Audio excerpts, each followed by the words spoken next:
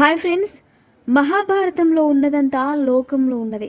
మహాభారతంలో లేనిదేది ఈ లోకంలో లేదు అని లోలోక్తి. మహాభారతంలో 18 పర్వాలున్నాయని మాత్రమే తెలుసు. కానీ ఆ పర్వాలేమిటో, ఏ పర్వంలో ఏముంటుందో తెలిసిన వారు తక్కువనే చెప్పవచ్చు. అటువంటి వారికి అవగాహన కోసం ఆది పర్వం. రాక్షసుల గురువైన శుక్రాచార్యుడు, ఆయన కుమార్తె దేవయాని, చంద్రవంశ మహారాజు యయాతిల చరిత్రతో పాటు శకుంతల, దుష్యంతులకు సంబంధించిన అనేక పురాతన కథలను ఇది వివరిస్తుంది. ఈ పర్వంలో అధిక భాగం కురువంశ మూల పురుషులైన శంతనుడు, భీష్ముడు, విచిత్ర వీరుడు, ధృతరాష్ట్రుడు తదితరులు పరిచయం ఉంటుంది.